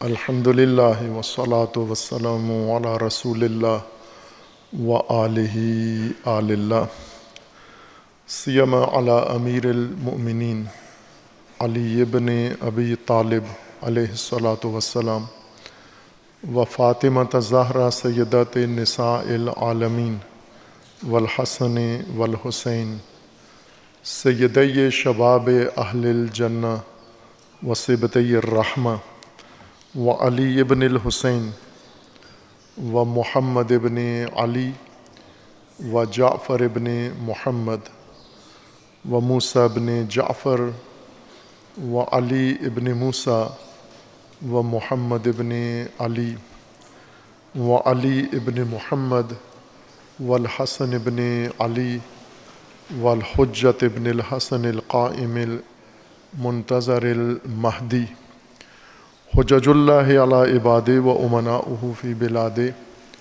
واللعن علی اعدائہم اجمعین من الآن الی قیام یوم الدین. عباد اللہ اوصیکم و نفسی بتقوی اللہ. اتقوا اللہ فإن خیر الزاد التقوی. بندگان خدا آپ سب کو اور اپنے نفس کو تقوی الہی کی وصیت کرتا ہوں، تقوی الہی کی نصیحت کرتا ہوں، تقوی الہی کی جانب دعوت دیتا ہوں و تاکید کرتا ہوں کہ اپنی زندگی تقوی کے مطابق بسر کریں، تقوی کے زیر سایہ زندگی گزاریں، تقوی کی بنیاد پر معاملات زندگی انجام دیں. تقوی اللہ تبارک و تعالیٰ کی جانب سے حفاظتی تدبیر ہے انسانی حیات کے لیے، انسانی زندگی کے لیے. اور تقوی اللہ نے قرآن میں بیان فرمایا ہے، انبیاء کو تقوی کے نظام کے قیام کے لیے مبعوث فرمایا ہے، ائمہ کو، ائمہ ہدیٰ علیہ السلام کو منصوب فرمایا ہے، علماء کو معمور فرمایا ہے. اور تقوی کے قیام کے لیے اللہ نے اہتمام فرمایا ہے، جس میں سے روز جمعہ خصوصاً تاکید تقوی، تعلیم تقوی، ترویج تقوی، تبلیغ تقوی تاسیس تقوی کے لیے مختص ہے یوم جمعہ، یوم جمعیت، یوم الاجتماع، تاکہ تقوی جمعی پیدا ہو اور یہ تدبیر تقوی قائم ہو۔ اور سب سے بڑا اہتمام تقوی کے لیے اللہ تبارک و تعالیٰ نے سالانہ کارگاہ، سالانہ ورکشاپ تقوی کی اللہ نے رکھی ہے، جس کا نام ماہ مبارک رمضان ہے، اور جس کی سعادت ہم سب کو نصیب ہے اور اس سے بہرہ مند ہیں آپ۔ ماہ مبارک رمضان اور اس کے اندر قرآن اور پھر اس کے اندر صیام، یہ سب تقوی کے لیے ہے۔ روزہ و صیام کے لیے اللہ تبارک و تعالیٰ نے قرآن میں واضح طور پر فرمایا ہے کہ کتب علیکم الصیام کما کتب علی الذین من قبلکم لعلکم تتقون، تاکہ تم با تقوی بن جاؤ۔ پہلا نتیجہ روزے کا، صوم کا تقوی ہے، اور صرف صوم کا نہیں بلکہ رمضان کا، چونکہ رمضان صوم کے علاوہ ایک 24 گھنٹے کی کارگاہ ہے۔ صوم ایک عمل ہے اس میں سے، اور باقی مجموعہ سارا، باقی اعمال، باقی حرکات، سکنات، وہ سب مل کر ماہ مبارک رمضان کو تشکیل دیتے ہیں۔ یہ ایک عملی ورکشاپ ہے، کارگاہ ہے جو اللہ تبارک و تعالیٰ نے مقرر فرمائی ہے۔ رسول اللہ صلی اللہ علیہ وآلہ وسلم نے ہمیں ماہ مبارک کے بارے میں یہی کارگاہی دستور دیا ہے، کارگاہی شیڈول بنا کے دیا ہے۔ رسول اللہ نے آسان کر دیا ہے کام ہمارے لیے، اور فصل بندی کر دی ہے، مشخص کر دیا، روزانہ کی بنیاد پر آپ کو یہ کارگاہی عمل بتا دیا ہے۔ چونکہ ہم اس طرح کے تربیت یافتہ لوگ نہیں ہیں کہ رمضان کو قرآنی طریقے سے رسول اللہ کے طرز پر، اہل البیت کی طرز پر رمضان ہم نہیں، تربیت تمرین نہیں ہے، مشق نہیں ہے۔ ہم پنجابی طریقے سے، پاکستانی طریقے سے، ہندی طریقے سے، لاہوری طریقے سے ماہ رمضان گزارتے ہیں۔ اب لاہوریوں کو ایک دفعہ لے کر آ جائیں قرآنی رمضان پر تو شاید سخت ہو جائے ان کے لیے، اس لیے اللہ تبارک و تعالیٰ نے، رسول اللہ نے جو قرآنی رمضان کی شیڈول بنایا ہے اس کو ہم مانوس ہونے کے لیے ہلکا کر کے شروع کرتے ہیں، تاکہ اختتام رمضان تک انشاءاللہ یہ مکمل ہو جائے، اور اس سال کی کارگاہ ثابت ہو کہ اگلے سال کا ماہ رمضان انشاءاللہ ہم مکمل طور پر رسول اللہ کی طرز پر اور اہل البیت کی طرز پر اور قرآن کی طرز پر ہم گزاریں۔ آپ کے لیے یہ عرض کیا تھا کہ رمضان کے 3 عشرے ہیں، آپ بھی اپنی کارگاہ کو 3 حصوں میں تقسیم کر لیں۔ عشرہ اول کی کارگاہ، عشرہ دوم کی اور عشرہ سوم کی، 30 دنوں کی کارگاہ، اور اس میں ویسے تو مفصل دستور ہے اس کا، لیکن 3 موضوع آپ کے لیے انتخاب کیے تھے کہ ان 3 کو اپنے لیے عشرے میں تقسیم کریں، عشرے کے اعمال۔ ایک ہے آپ کے لیے انفاق، جس پر رسول اللہ نے تاکید فرمائی ہے۔ دوسرا ہے صلہ رحمی، اور تیسرا ہے، یہاں چارٹ لکھا ہوا ہے آگے جی، حفظ لسان، یعنی عادتیں اپنی کنٹرول کرنا، جیسے رسول اللہ کے فرمان میں بھی ہے کہ زبان، چونکہ برا عمل، انسان سب سے برا عمل زبان سے انجام دیتا ہے۔ زبان گندی ترین چیز بن جاتی ہے انسان کے وجود میں۔ ویسے تو گندی جگہ ہم عموماً یہ سمجھتے ہیں کہ جہاں سے انسان نجاست نکلتی ہے، جہاں حدث صادر ہوتا ہے، دھونا ہوتا ہے اس کو، لیکن جو گندگی انسان زبان سے کرتا ہے، اتنی گندگی میرے خیال میں اس پیشاب کی جگہ سے بھی نہیں نکلتی جتنی منہ سے نکلتی ہے بعضوں کے۔ اس لیے رسول اللہ نے زبان کی تطہیر کا زیادہ حکم دیا ہے، زبان کی حفاظت کا حکم دیا ہے زیادہ۔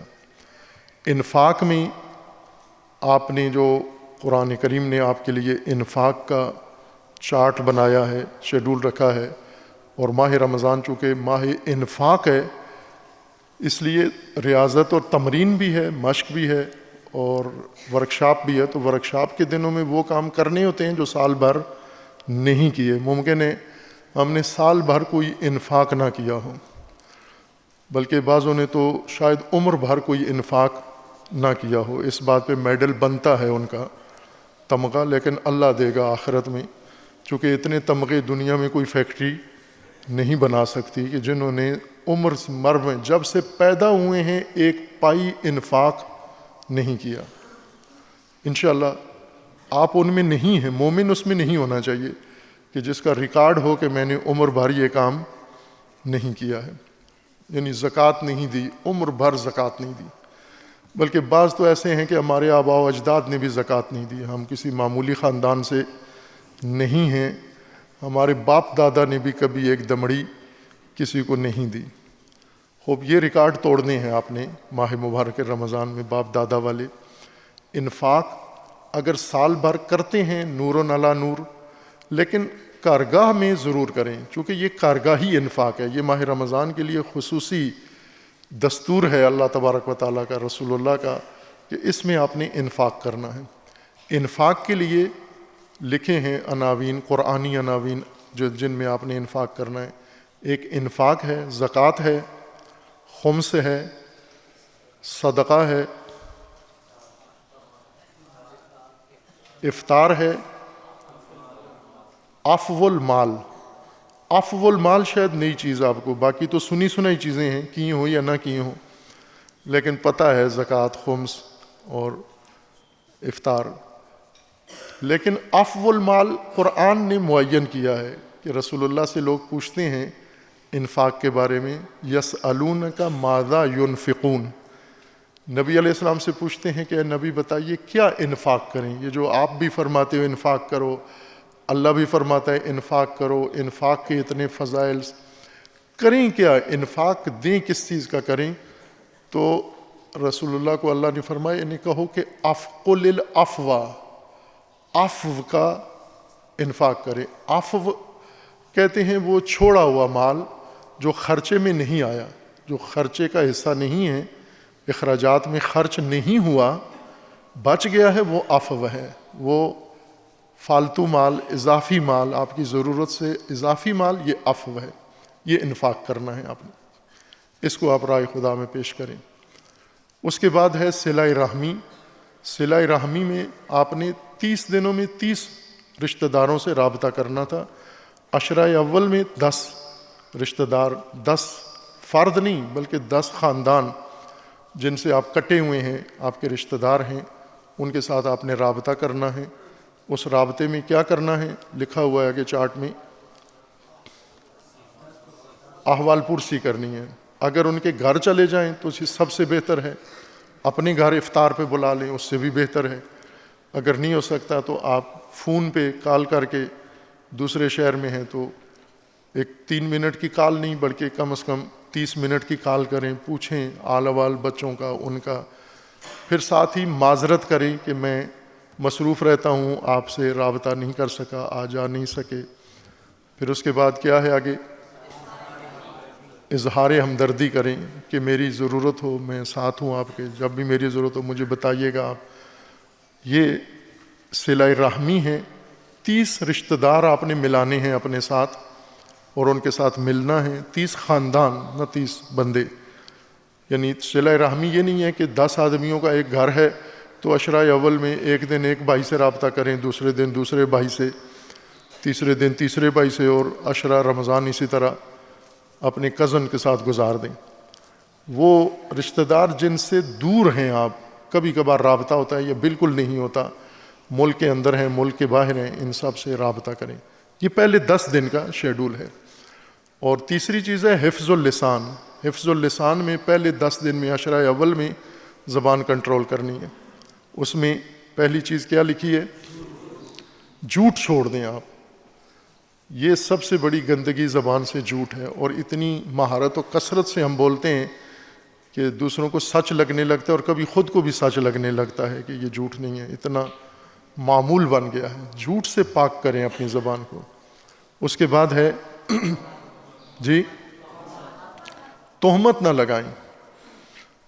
عشرہ اول میں اپنی زبان کو ہر قسم کی تہمت سے پاک رکھیں۔ تہمت یعنی ایسی ناروا چیز، ایسی عیب یا ایسی خطا کسی کی طرف منسوب کرنا جو اس نے نہیں کیا، اس نے یہ کام نہیں کیا لیکن آپ نے اس کی طرف منسوب کر دیا ہے، یہ تہمت ہے، بہتان ہے یہ، اور بہت بڑا جرم ہے، گناہ کبیرہ میں سے ہے یہ بہتان، الزام تراشی کرنا۔ اس کے بعد ہے بہتان، بہت بھی اسی طرح سے ہے، الزام لگانا۔ اور پھر ہے دل آزاری، دل آزاری نہیں، دل آزاری۔ دل آزاری یعنی دل دکھانے والی بات کرنا، جس کے ہم چیمپئن ہیں، اور جب تک کسی کا دل نہ دکھائیں تسلی نہیں ہوتی کہ اپنی فصاحت پہ اعتماد اٹھ جاتا ہے آدمی کو، چونکہ اگلے کو آگ نہیں لگی۔ نہ کریں ایسے کام، کوئی بات عطا مخالف بھی ہے آپ کا، دل دکھانے والی بات نہ کریں۔ اپنی بات ضرور کریں، اپنا اعتراض ضرور کریں، اپنا حق ضرور مانگیں، لیکن دل آزاری نہ کریں، دل دکھانے والی بات نہ کریں، چھوٹا ہو بڑا ہو، اس دل کا بہت خیال رکھیں۔ چونکہ وہ پنجابی صوفیاء نے بہت گہری باتیں لکھی ہیں، تربیتی باتیں، اور ان کے اس پنجابی کلام میں ہے کہ ٹہادے مندر، ٹہادے مسجد، ٹہادے جو کچھ ٹہندا، پر کسے دا دل نہ ٹامی، وہ دلاں وچ رہندا۔ یعنی مندر گرا دو کوئی حرج نہیں ہے، مسجد گرا دو کوئی حرج نہیں ہے، جو چیز گرتی ہے گرا دو، پھر بن جائے گی، دوبارہ بن جائے گی، لیکن کسی کا دل نہیں گرانا۔ کیوں نہیں گرانا؟ کہ القلب حرم اللہ، دل میں خدا ہوتا ہے۔ تو اگر دل توڑا آپ نے اس کا جس کے دل میں خدا ہے، آپ تو تباہ ہو جاؤ گے۔ آپ کو کیا پتا یہ کون ہے؟ یہ جو بظاہر بہت فقیر سا لگتا ہے، سادہ سا لگتا ہے، مجذوب سا لگتا ہے، اس کا دل حرم خدا ہے، اور اگر اس کا دل میں نے توڑ دیا تو وہ چوٹ سیدھی خدا پہ ماری ہے میں نے۔ پر کسے دا دل نہ ٹامی، وہ دلاں وچ رہندا۔ دل نہیں تو کسی کا توڑنا، دل ایسی بات نہ کرو جو اس کے دل کو پاش پاش کر دے اور کبھی بھول ہی نہ سکے۔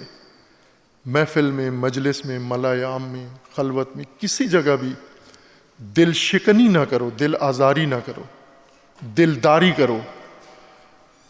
آپ کو گلہ شکوہ مطالبہ ہر چیز ہے، سرزنش کرو، مذمت ملامت کرو، سب کرو، لیکن دل کا خیال رکھ کے کہ دل کی طرف بات نہ جائے، دل آزاری نہ کرو۔ اس سے عشرۂ اول میں ہم اپنی زبان کو کنٹرول کریں۔ انفاق چونکہ ذکر کیا ہے اللہ تبارک و تعالیٰ نے قرآن نے، خصوصی طور پر رسول اللہ نے ماہ رمضان میں، تو یہ ساری چیزیں ہم کریں۔ یعنی ابھی تک چونکہ عشرۂ اول ابھی ختم ہونے والا ہے، آج 9 رمضان المبارک ہے اور کل 10 ہے، کل عشرۂ اول کا آخری دن ہے، اور آخری دن عموماً ہوتا ہے محاسبے کا، آڈٹ کا۔ عشرۂ اول کا آڈٹ ہے کل، کہ آپ نے یہ عشرۂ اول میں جو کارگاہ کی ہے ابھی تک، اس میں یہ 3 جو اہداف تھے ان میں سے کہاں پہنچے ہیں آپ؟ مکمل کامیابی ہوئی ہے آپ کو؟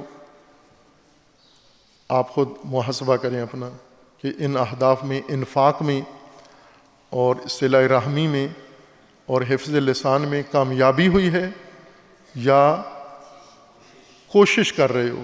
جیسے بعض لوگ کہتے ہیں کوشش کر رہے ہیں ابھی، یعنی کامیابی نہیں ہوئی۔ کوشش کرنے کا مطلب ہے کامیابی نہیں ہوئی لیکن ترک بھی نہیں کیا، کوشش جاری ہے، جہد جاری ہے۔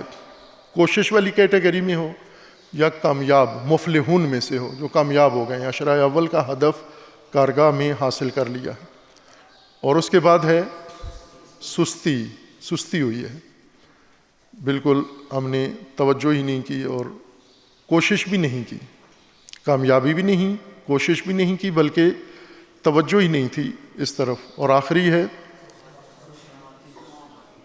رسوماتی، سارا رمضان پکوڑے میں، سموسے میں، پھینیوں میں اور ان میں گزر گیا، وہ آئے ہی نہیں، اصل سرے سے موضوع کی طرف آئی نہیں ہے، پٹڑی پہ چڑھے ہی نہیں ہیں، آپ کارگاہ میں شریک ہی نہیں ہوئے۔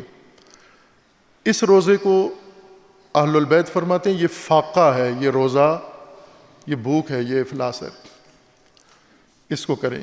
اس کے پھر فوائد ہیں، مثلا آپ کی زبان اگر محفوظ ہو جاتی ہے، پھر دیکھیں معاشرے پہ کیا اثرات پڑتے ہیں۔ آپ کے گھر میں سب سے پہلے عادت، گھر میں زبان محفوظ کر کے گھر کا ماحول دیکھو کیا تبدیلی آئی ہے۔ جیسے ایک خاتون گئی ڈاکٹر کے پاس اور کہا کہ میرا شوہر جو ہے وہ ذہنی طور پر، نفسیاتی طور پر بہت غصیلا ہے اور ڈانٹتا ہے مجھے 24 گھنٹے، تو کوئی اس کے لیے مجھے کوئی دوائی دیں۔ تو ڈاکٹر نے کہا کہ اس کی دوائی ہے لیکن کوشش آپ کو کرنی ہوگی تاکہ اس کو وہ ٹھیک ہو جائے، اس سے صحت مند ہو جائے۔ تو کہا میں کروں گی۔ تو ڈاکٹر نے ایک گولی دی اس کو، کہا کہ جب تک تیرا مرد آئے، گھر میں شوہر آئے، تو یہ گولی زبان کے نیچے اپنے دبا کے گھر میں بیٹھ جانا، پھر تو دیکھنا کہ بالکل شوہر تیرا نارمل ہو جائے گا۔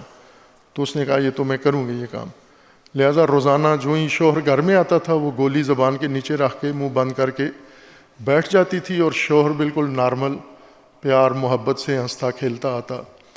تو ہفتے کے بعد اس نے آ کے ڈاکٹر کو بتایا کہ یہ کمال کا علاج ہے کہ گولی میرے منہ میں ہے، علاج اس کا ہو رہا ہے، یہ معجزاتی گولی ہے یہ۔ تو اس نے کہا یہی ہے، اگر یہ ساری عورتیں یہ گولی کھائیں تو سارے شوہر ٹھیک ہو جائیں گے۔ اصل وجہ کیا تھی کہ عورت زبان دراز تھی، عورت شوہر کو اشتعال دلاتی تھی۔ شوہر جب آیا ہے، تھکا ہوا ہے، خستہ ہے، جو بھی ہے، اور آتے ہی گھر میں یہ جس زبان سے اس سے بات کرتی تھی اس کو اور غصہ آتا تھا۔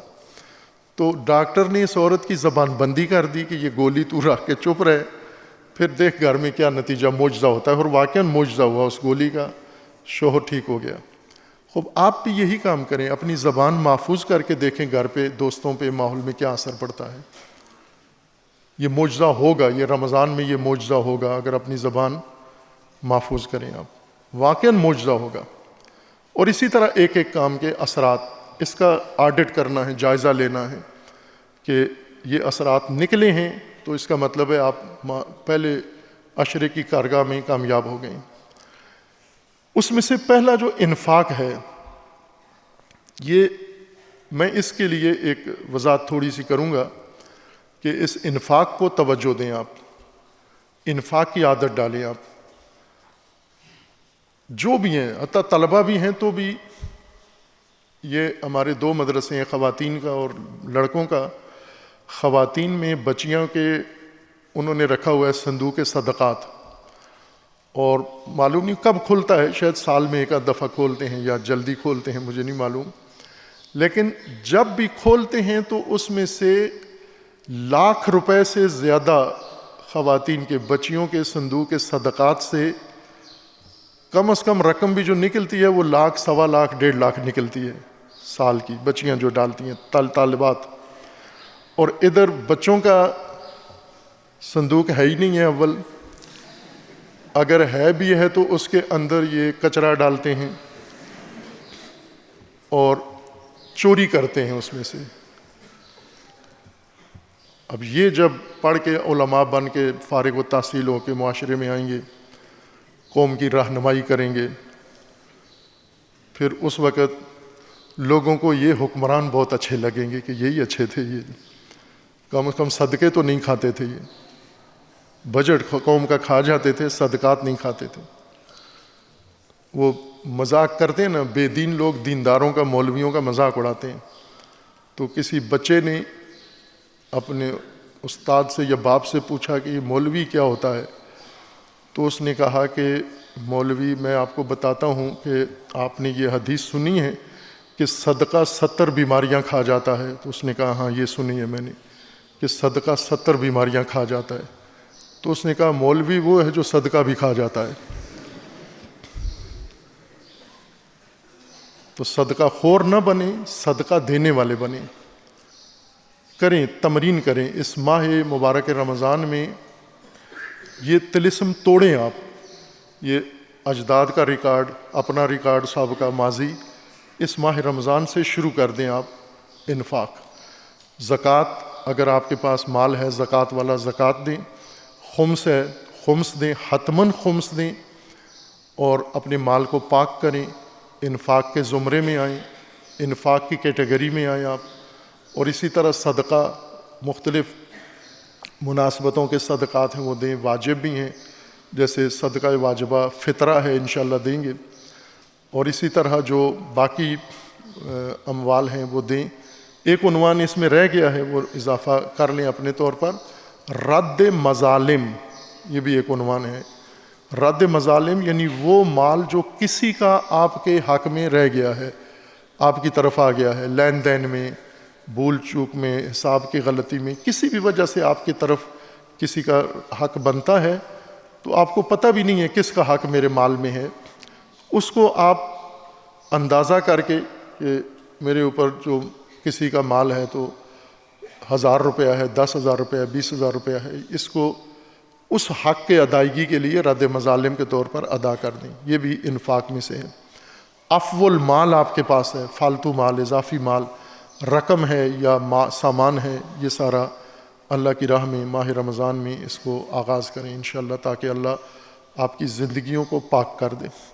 انفاق کے نتائج کیا ہیں؟ جیسے حفظ لسان کے معجزے ہیں، انفاق کے بھی معجزے ہیں. انفاق کے معجزات میں سے ایک یہ ہے کہ جو ہمارا سماجی دینی فقر و فاقہ ہے اور ویرانی ہے وہ دور ہو جائے گی. آپ اسی مرکز کو جامع عروۃ الوثقیٰ، یہ شجرہ طیبہ، اس کو دیکھیں اور پھر اس کے ثمرات دیکھیں اور اس کا وجود دیکھیں، حجم. چونکہ ہمیں کم موقع ملتا ہے، پہلے چند سال ہم نے 13 رجب جو یوم تاسیس ہے جامعہ کا، اس میں ایک گزارش لوگوں کو دی جاتی تھی، لیکن اب تھوڑا سا اس پروگرام کا بھی ماحول بدل گیا ہے اور مجھے کم ہی موقع ملتا ہے اس میں مفصل گفتگو کرنے کا. تو اس میں میری یہ کوشش ہوتی تھی کہ جامعہ کے تاسیس اور وسعت اور جو اس کی ترقی ہے اس کے بارے میں مومنین، چونکہ مومنین کے تعاون سے سارا کچھ ہو رہا ہے جامعہ، اس کے بارے میں لوگوں کو شبہات زیادہ ہیں، شکوک زیادہ ہیں، کچھ جان بوجھ کے پھیلاتے ہیں. لیکن حقیقت واقعیت یہ ہے کہ یہ واحد تعلیمی پاکیزہ سلسلہ ہے جس کو کسی طرح کی نہ جائز نہ ناجائز امداد نہ کسی ملک سے ہے، نہ کسی تنظیم سے ہے، نہ کسی شخصیت سے ہے، نہ باہر سے ہے، نہ ایران سے ہے، نہ کسی جگہ سے بھی نہیں ہے. یہ خالصتاً ان مومنین کا کمال ہے، ان کا ہنر ہے کہ اللہ نے ان کو توفیق دی ہے، ان کے انفاق کا نتیجہ ہے، وہ بھی چند مومنین کا. لیکن باقی بھی اپنی استطاعت کی حد تک کرتے ہیں یہ کام، اور اس سے اللہ تعالیٰ نے وسعت دی ہے. میں ایک حجم جامعہ کا ذکر کر دوں کہ آپ کے انفاق سے جامعہ نے کیا معجزہ دکھایا ہے، آپ کے لوگوں کے چھوٹے چھوٹے تھوڑے تھوڑے انفاق سے. البتہ بعضوں نے بڑا انفاق کیا ہے، انہوں نے اپنی توفیق کے مطابق کیا ہے، لیکن بعضوں نے توفیق سے کم بھی کیا ہے، لیکن وہی تھوڑا تھوڑا مل کے جس نے جو کام کیا ہے وہ. کہ اس وقت جامعہ کی عمارت آپ دیکھ رہے ہیں، تمام عمارتیں الحمدللہ بن کے تکمیلی مراحل میں ہیں، تزئیناتی اور ڈیکوریشن کے مرحلے میں ہیں، جس میں سے سب سے خوبصورت مسجد ہے اور پھر دیگر عمارتیں ہیں، ساری تکمیل ہو رہی ہیں، اندر باہر سے زینتی پتھر اور سارا کام مکمل ہو رہا ہے. ابھی جاری ہے، یہ تکمیلی مرحلہ ابھی جاری ہے. اور اسی طرح جامعہ کے ساتھ منسلکہ مراکز پورے پاکستان میں 100 سے زیادہ ہیں. اتنے تو مجھے پتہ ہیں، لیکن دقیق بتائے جائیں تو زیادہ بہتر ہے. یہ دقیق اتنے مراکز ہیں اور ان کے اندر طلباء ہیں، ان کے اندر سٹاف ہے، ان کے اندر تعمیراتی کام جاری ہیں. ہر مرکز کے اندر کسی جگہ بلڈنگ بن رہی ہے، کسی جگہ بن چکی ہے. ان سب کے اخراجات ہیں یہ جامعہ ہی کر رہا ہے، اور روزمرہ اپنے بھی اخراجات جامعہ کے ہیں، جس میں سے سارے ملا کے جامعہ اس وقت جو تنخواہیں دے رہا ہے 355 ہمارے سٹاف ہیں، ٹیچرز ہیں، مدیر ہیں، جن کو جامعہ 355 افراد کو ماہانہ تنخواہ دیتے ہیں ہر ماہ. اور تنخواہوں میں سب سے ہمارے بہت سارے کام ہیں لیٹ ہو جاتے ہیں، لیکن ہماری کوشش ہوتی ہے کہ تنخواہ لیٹ نہ ہو، چونکہ جامعہ کی جو خدمت کر رہے ہیں یہ خادمین، کارکنان، ان کی آمدن کا تنہا ذریعہ ان کی تنخواہ ہی ہوتی ہے. تو اگر یہ بھی تاخیر ہو جائے، نہ ملے، تو ظاہر ہے ایک پورا خاندان ڈسٹرب ہوتا ہے، اور یہ لوگ اگر گھریلو طور پر پریشان ہوں پھر جامعہ کی کوئی خدمت نہیں کر سکتے. یہ طے ہے یہ بات. اور کتنے لوگ ایسے ہیں جامعہ میں اچھے کارکن تھے، چھوڑ کے چلے گئے ہیں چونکہ تنخواہ کم ملتی تھی ان کو اور باہر انہیں زیادہ آفر ہوئی، تو ان کا گھریلو نظام ڈسٹرب تھا، وہ باہر خدمات اپنی دے رہے ہیں. لیکن جو موجود ہیں ظاہر ہے ان کی بھی تنخواہیں اتنی آئیڈیل نہیں ہیں، لیکن ان کے اندر ایک جذبہ ہے. اور یہ کسی موقع پر میں بتاؤں گا کہ جامعہ کے کارکنان کتنا بڑا جذبہ رکھتے ہیں اور کیا کیا ایثار و فداکاری کی ہے بعض لوگوں نے. کہ 355 افراد ہیں جو تنخواہیں لیتے ہیں اور 84,40,836 روپے ماہانہ تنخواہ جاتی ہے. یہ شاید پچھلے مہینے کی انہوں نے نکال کے دی ہے. 84,40,000 ہر مہینے یہ تنخواہ جاتی ہے جامعہ اور اس کے ملحقہ مراکز کو. کچن جو جامعہ کا کچن ہے اور اسی طرح جامعہ سے ملحقہ مدارس جن کو کچن کا خرچہ بھی دیا جاتا ہے، کچن کی مد میں تنخواہیں اتنی ہو گئیں 84 لاکھ.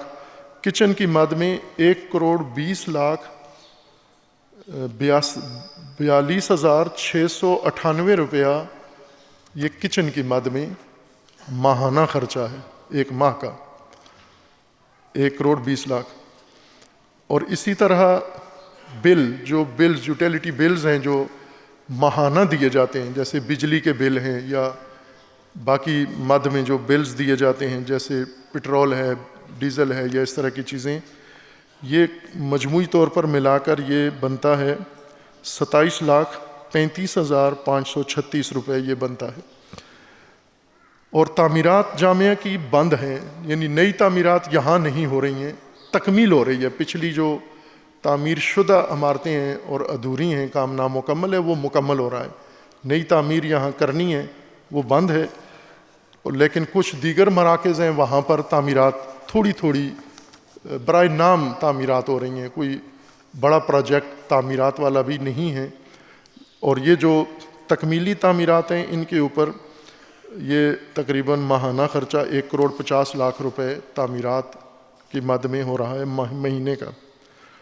اسی طرح جامعہ کے جو پروگرام ہوتے ہیں، بڑے پروگرام، 13 رجب ہے، 20 جمادی الثانی ہے، اور وحدت کانفرنس ہے، 40 ہے، عزاداری ہے، شعبان کا کنونشن ہے کارکنان کا، اور اس طرح کے بڑے بڑے پروگرام، قومی سطح کے پروگرام، ریلیاں ہیں جو صرف جامعہ میں یا لاہور میں ہوتی ہیں. باقی علاقائی ہمارے تحریک بیداری والے وہ خود اپنے فنڈز کے ذریعے سے یہ پروگرام کرتے ہیں، جامعہ انہیں نہیں دیتا. لیکن جامعہ جو خود پروگرام کرواتا ہے اس میں جو اخراجات ہوئے ہیں وہ سال میں، پورے سال کے پروگراموں میں یہ 3,43,48,968 روپیہ پروگراموں میں خرچ ہوا ہے. خوب، یہ حجم ہے جو مومنین کے تعاون سے یہ کام ہو رہا ہے.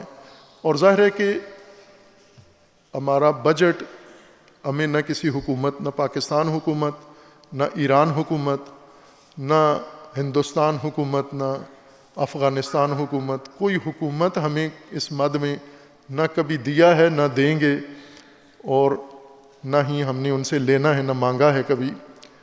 اور اسی طرح ہم نے کبھی عوامی اپیل بھی نہیں کی لوگوں سے کہ آپ لوگ اس میں ڈالیں، چونکہ مومنین خود احساس کر رہے تھے اور کیا انہوں نے، اور یہ عظیم کارنامہ ان مومنین کے انفاق کا ہے. تو جیسا میں نے کہا کہ اگر زبان محفوظ رکھو تو گھر جنت بنا سکتے ہو، گھر کو جنت بنا سکتے ہو. اسی طرح اگر انفاق کرو تو آپ پورا نظام متروک، تاریخی متروک نظام امامت کا، ولایت کا، وہ کھڑا کر سکتے ہو آپ لوگ اپنے چھوٹے چھوٹے انفاق کے ذریعے سے، کہ جس کا ایک نمونہ یہ ہے. اب یہ آمدن میں نہیں بتاؤں گا کہ یہ جتنا خرچہ ہوتا ہے، یہ ماہانہ خرچہ جو اتنا نکلا ہے، اس میں سے ہمیں آمدن کتنی ہوتی ہے. تو اگر میں یہ کہوں کہ اس میں سے مجموعی خرچے کی 30% آمدن ہے ہماری. جتنا خرچہ ہم کر رہے ہیں ماہانہ خرچہ ہوتا ہے 30% ہمیں آمدن ہوتی ہے. باقی ہم چلاتے ہیں نظام. ایک قرض الحسنہ کا نظام تھا جو اس دفعہ اس میں ہم ناکام ہوئے قرض لینے میں بھی, اور یہ بھی شاید اللہ کی طرف سے ہمارا امتحان تھا کہ چونکہ پہلے جب کمی ہوتی تھی تو ہم قرض اٹھا لیتے تھے کہ پھر جب مومنین تعاون کریں گے تو ہم یہ قرض لوٹا دیں گے, اور کرتے تھے اس طرح سے. ہم نے بڑے قرض اتارے ہیں, لیے بھی بڑے بڑے قرض ہیں اور اتارے بھی ہیں تھوڑا تھوڑا کر کے. لیکن ابھی مومنین شاید ہم سے ڈر گئے ہیں کہ ان کے پاس اب ان کو بھی جائزہ لیتے رہتے ہیں ہمارا, انہیں اندازہ ہو گیا کہ یہ قرض لوٹانے کی پوزیشن میں نہیں ہیں, تو انہوں نے دینے میں بھی احتیاط برتی ہے. اور اس دفعہ واقعاً انہوں نے ہمیں سخت ٹف ٹائم دیا ہے. تو آپ کے انفاق کا یہ معجزہ ہے, یہ جامعہ آپ کے انفاق کا معجزہ ہے. باقی بھی چیک کریں, آپ ماہ رمضان کا شیڈول عمل کریں اور اس کے نتائج دیکھیں. انفاق کا بھی انشاءاللہ کریں یہ اور اس کا نتیجہ بھی دیکھیں آپ, اور نتیجہ نکلا بھی ہے اور نکلے گا بھی انشاءاللہ, مزید نکلے گا. اور اگر آپ جمعیت, آپ مومنین یہ رسول اللہ کا فرمان اجرا کریں, جاری کریں, تو ہم پورا پاکستان تعمیر کرا سکتے ہیں, پورا پاکستان ویرانی سے نکال سکتے ہیں. اس میں کوئی شک نہیں ہے, چونکہ سب سے بڑی بات ہوتی ہے امانت داری. پاکستان میں پیسہ بہت ہے, پیسہ دین کی مد میں لگتا بھی ہے, لیکن اس کا کوئی نتیجہ نہیں نکلتا, چونکہ بیچ میں امانت داری والا شعبہ تھوڑا سا کمزور ہے. تو یہاں جامعہ میں اللہ تعالیٰ نے جو ہمیں ایک احسان فرمایا ہے, لطف کیا ہے, توفیق دی ہے. شاید ہم پر ہوتا تو ہم امانت داری نہ کر سکتے, لیکن اللہ نے کروائی ہے یہ آپ لوگوں کی امانت. اللہ کی امانت ہم نے محفوظ کی ہے, اور کم تعاون سے زیادہ نتیجہ نکلا ہے. تو انشاءاللہ جب سارے مومنین اس میں شامل ہوں گے اور پھر انشاءاللہ اس سے بہتر نتیجہ ہوگا. اگلا کام جو مراحل ہیں انجام دینے والے, انشاءاللہ سب مومنین کے تعاون سے یہ کام مرحلہ تکمیل کو پہنچے گا انشاءاللہ. یہ میں نے اس لیے اشارہ دے دیا ہے کہ آپ اپنے چھوٹے چھوٹے انفاق کو بے اثر نہ سمجھیں. یہ نہ کہیں کہ میرے انفاق کا کیا اثر پڑتا ہے, میں دوں یا نہ دوں. آپ پر اثر پڑتا ہے کہ آپ تربیت پا رہے ہیں, آپ ماہ رمضان میں تقویٰ کے مقام پہ پہنچ رہے ہیں, آپ اپنی زندگی اور مال پاک کر رہے ہیں, اور آپ کے اس انفاق کا نتیجہ یہ ہے کہ نظام بھی اللہ کا تشکیل پا رہا ہے, بن رہا ہے, مستحکم ہو رہا ہے, آگے بڑھ رہا ہے. اور انشاءاللہ اللہ نے ہمیں توفیق دینی ہے, اور آپ کو بھی آپ کے اللہ تبارک و تعالیٰ اعمال صالحہ قبول فرمائے. آخری موضوع اس خطبہ میں چاہتا تھا اس پہ ذرا زیادہ بولوں, ٹائم کم رہ گیا ہے. اس کو انشاءاللہ شام کے تجزیاتی پروگرام میں عرض کروں گا. جیسا کہ خبروں میں آپ نے سن لیا ہے کہ کل رات افغانستان نے, طالبان نے پاکستان پر حملہ کیا ہے, پاکستان کی چند سرحدی چوکیوں پہ قبضہ کیا ہے, چند ہمارے محافظین سرحدی فوجیوں کو شہید کیا ہے, اور اس کے جواب میں پاک فوج نے افغانستان کے ٹھکانوں پر حملہ کیا ہے, سرحدی جواب بھی دیا ہے, اور ہوائی فضائیہ کی طرف سے ان کے ٹھکانوں پر بھی حملہ کیا ہے. یعنی ایک باقاعدہ جنگ, جس کو رسمی جنگ, سرحدی جنگ ہے, افغانستان نے پاکستان کے خلاف چھیڑ دی ہے. اس موقع پر یہ تاخیر سے افواج پاکستان نے یہ کام کیا ہے, یہ بہت پہلے کرنا تھا, اتنا نقصان نہیں ہونا چاہیے تھا. اور ملکی سلامتی, قوم کی سلامتی کا تقاضا یہ ہے کہ جو کچھ افغانستان کی سرزمین سے پاکستان کے خلاف ہو رہا ہے اس کے مکمل انفراسٹرکچر کو ختم کیا جائے, تباہ کیا جائے, اور پوری قوم اس دفاع میں افواج پاکستان کے ساتھ ہے, حکومت کے ساتھ ہے. ملکی ہمیں اعتراض ہو سکتا ہے, اختلاف ہو سکتا ہے, حکومت کی کارکردگی پر اختلاف ہو سکتا ہے, رویے پر ہو سکتا ہے, اور ان کے بہت سارے کاموں پر ہو سکتا ہے, لیکن ملکی سلامتی ایک ایسی چیز ہے جو ہر ایک کا شرعی فریضہ بنتا ہے کہ اس میں اپنا حصہ ڈالے. ہم اس پاکستان کے دفاعی اقدام کی مکمل تائید کرتے ہیں, اس کے ساتھ ہیں, اور ہر طرح کے تعاون کے لیے آمادہ ہیں انشاءاللہ, اور ہمیشہ رہے ہیں. شیعہ جمعیت, شیعہ جوان, شیعہ علماء, شیعہ شخصیات ہمیشہ صف اول میں رہے ہیں، اور ہمارا تقاضا ہے افواج پاکستان سے کہ قطر، ترکی، امارات اور سعودی عرب سے نہ ڈریں، یہ پھر آپ پر دباؤ ڈالیں گے، یہ طالبان کے سپورٹر ہیں، یہ دہشت گردوں کے حامی ہیں، اور یہ آپ کے دوست ہیں، اور یہ کیسے دوست ہیں جن کے آستینوں میں خنجر ہیں، اور یہ آپ کے دشمنوں کے بھی سپورٹر ہیں اور دوست ہیں، اور آپ کے بھی سپورٹر ہیں۔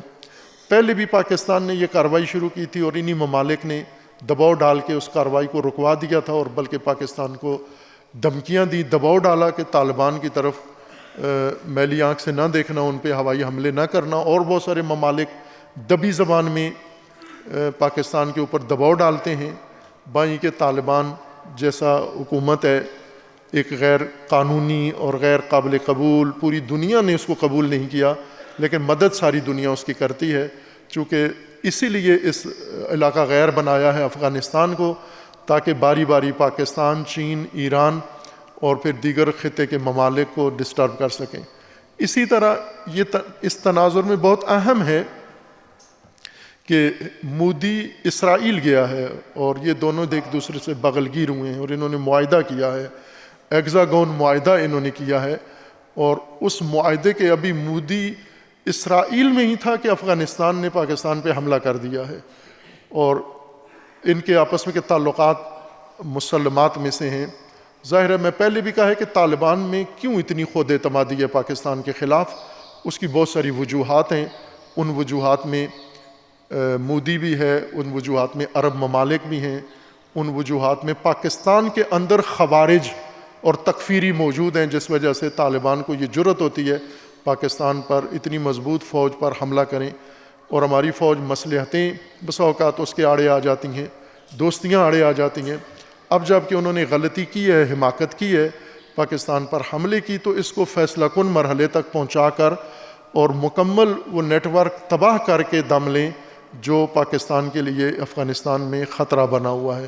اللہ تبارک و تعالیٰ کی بارگاہ میں دعا ہے، خداوندہ اس مملکت پاکستان، سرزمین پاکستان اور ملت پاکستان کی حفاظت فرما، اس کو اندرونی بیرونی دشمنوں کے شر سے محفوظ فرما۔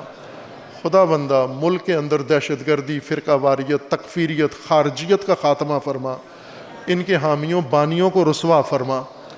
خداوندہ اس ملت کو بیداری و شعور عطا فرما۔ پروردگارہ اس ماہ مبارک رمضان میں تمام مومنین کے اعمال صالحہ کو قبول فرما، ان کے اطعام و صیام و قیام کو اپنی بارگاہ میں قبول فرما۔ خداوندہ بحق محمد و آل محمد اس ماہ مبارک صیام میں پروردگارہ ملت فلسطین کی مدد فرما، ملت ایران کی مدد فرما، رہبر معظم انقلاب اسلامی کی حفاظت فرما، انقلاب اسلامی کی حفاظت فرما۔